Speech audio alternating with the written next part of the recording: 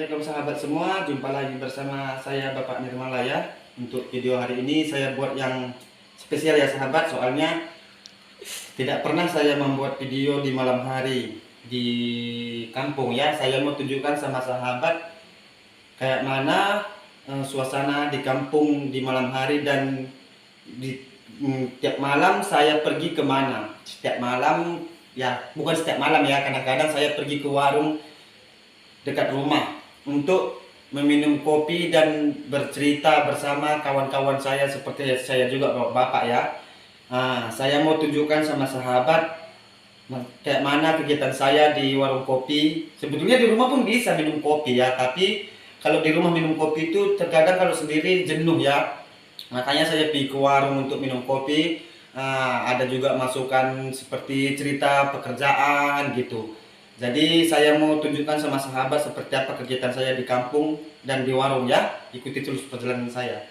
Nah, seperti inilah di luar kampung ya sahabat. Memang gelap ya, soalnya di sini penerangan jalan masih minim ya. Masih jarang orang memakai lampu jalan. Biasalah kalau di kampung ya sahabat. Jadi saya mau pergi ke arah atas sana ya sahabat. Oke sahabat, ikuti terus ya.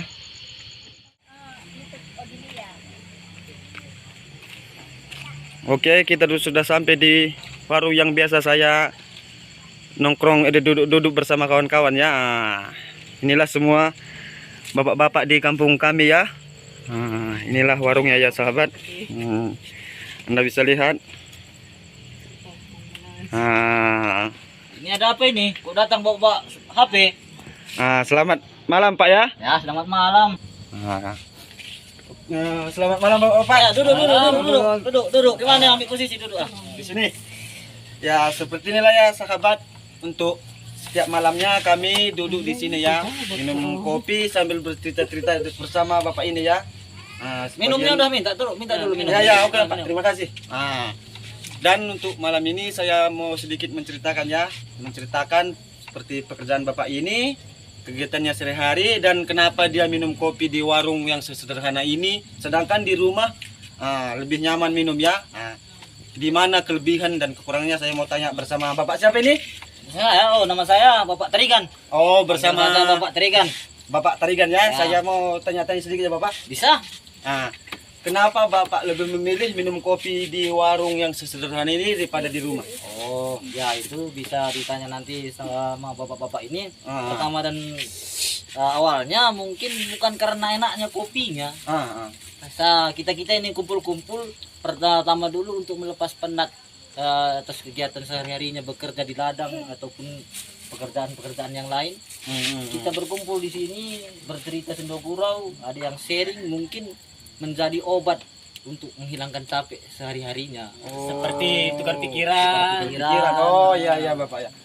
Jadi kalau seperti di rumah sama di warung, kelebihannya kalau di warung bisa bercerita bersama kawan-kawan. Ya, betul. Kalau boleh tahu Bapak, kegiatan Bapak sehari-hari itu apa Bapak? Kalau saya pribadi sebagai petani, saya bekerja di ladang satu harian. Mungkin tanam tanaman di ladang bermacam ragam. Yang saya tanam sehari-harinya pisang. Pisang. Macam mana sekarang pisangnya Bapak? Apakah harganya harganya tinggi atau macam mana penghasilannya gitu? Ya, kalau dibilang penghasilan di kampung ini namanya standar kampung kan. Jadi asalkan udah cukup beli beras-beras sekilo sama beli kebutuhan pokok setiap hari udah bisa lah itu. Sudah bisa? Udah bisa lah. Ya. Terus saya mau tanya satu lagi Bapak. Bisa. Apakah kalau minum kopi di warung seperti ini bisa menambah pemikiran kita dan ketenangan hidup, saya bilang dulu lah sama Bapak.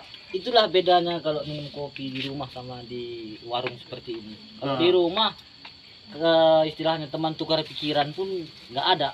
Tapi kalau di warung pembahasan ini bisa jadi hangat. Apa-apa aja bisa kita bahas, apa-apa bisa jadi kita ceritakan untuk menghilangkan penat kecapean waktu bekerja di ladang satu harian. Kalau udah kumpul-kumpul gini, capek-capek itu udah hilang. Jadi kita bisa bertukar pikiran mengenai pertanian, pekerjaan, dan solusi-solusinya bisa kita dapat kalau kita sering berkumpul di. Ya. Oke, untuk Bapak Tarigan saya sudah tanya-tanya ya kegiatan dan pekerjaan dia sehari-hari apa. Nah, sekarang saya mau bertanya kembali ke yang punya warung. Inilah bapak yang punya warung ini ya, yang Perusahaan.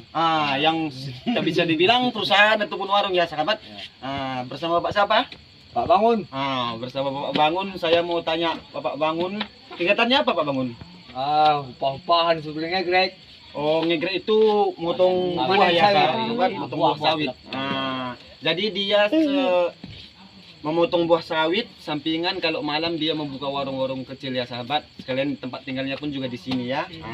Sampingannya buka warung dan mengegrek buah sawit ya sahabat, ini bersama Bapak Bangun. Jadi sehari-hari mengegrek buah sawit, kalau tidak ada buah sawit untuk diegrek, kerjanya apa aja Pak Bangun?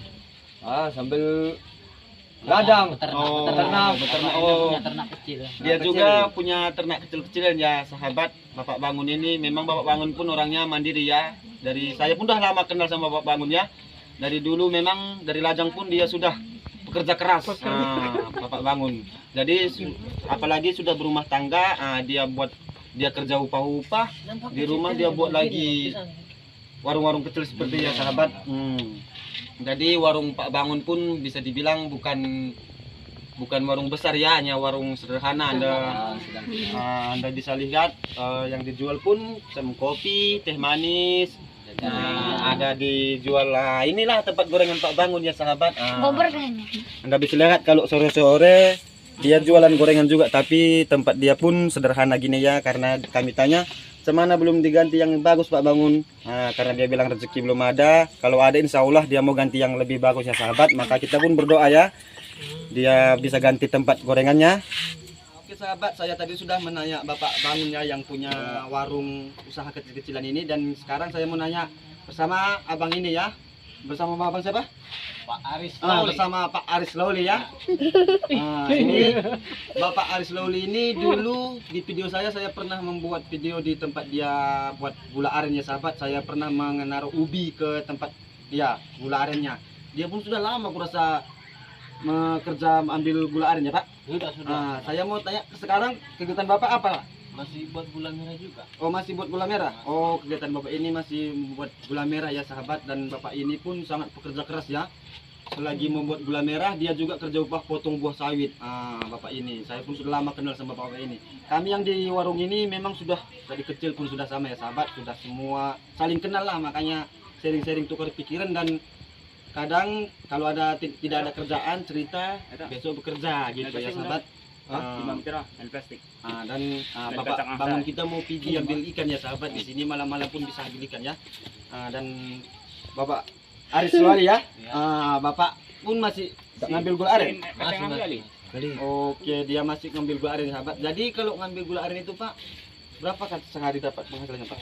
Sekitar 60.000 lah. 60.000 ya sahabat, 60.000 bisa dibilang kalau duit Malaysia sekitar 20 ringgit satu hari. Dia sudah mempunyai 2 anak, itulah 20 ringgit satu hari, anak dia pun udah sekolah ya sahabat. Tapi bukan itu aja lah, di sampingan itu dia motong buah sawit juga ya sahabat, Bapak Aris Lawli ini. Kenapa Bapak ke warung minum kopi? Di rumah kan bisa minum kopi Pak? Bisa aturannya, cuma lebih enak di sini. Oh, bisa bercerita tentang gitu ya? Bercerita, bisa ada pergaulannya, tukar pikiran kita bisa ada. Oh iya ya Pak, ya. Terima kasih Pak ya. Oke sahabat, saya tadi sudah tanya Bapak Aris ya, dan sekarang saya mau tanya lagi bersama Bapak siapa? Prayitno. Bersama Pak Prayitno ya. Bapak Prayitno ini memang saya dari kecil sudah sama ya sahabat, dan kami pun sudah lama sama, dan Bapak ini pun sering duduk di warung ini. Saya mau tanya-tanya juga Bapak ini kegiatannya sekarang apa Pak? Kegiatan sekarang upah-upahan lah. Oh, kegiatannya sekarang upah-upah ya sahabat, tak nentu dia bilang. Jadi penghasilan kita pun belum nentu ya Pak? Belum.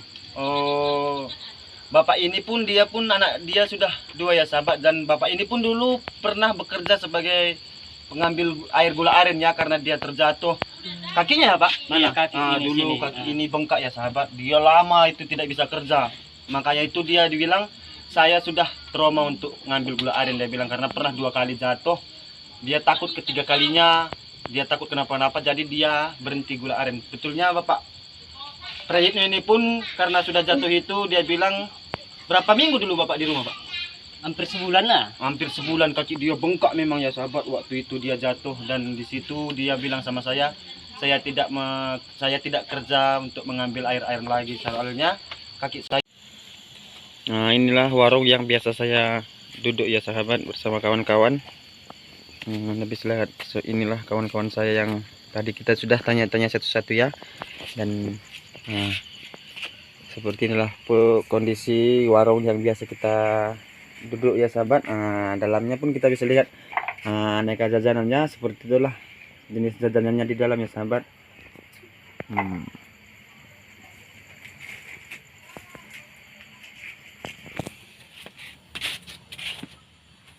Dan sekalian ya sahabat, bersama bapak ini dan kegiatannya, itulah kegiatannya tadi ya. Seperti yang saya bilang, dia dulu pernah bekerja sebagai pengambil gula aren, tapi dia tidak mengambil gula aren lagi karena dia pernah terjatuh 2 kali ya sahabat, bukan sekali, 2 kali. Terus dia pun bercerita, mungkin saya tidak mengambil gula aren lagi, soalnya saya sudah dikasih sama Allah kesempatan 2 kali, saya takut ketiga kalinya terjadi kenapa-kenapa.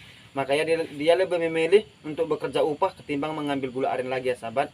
Inilah bapak ya, pak ya, Iya. tidak mengambil gula aren lagi ya. Tidak.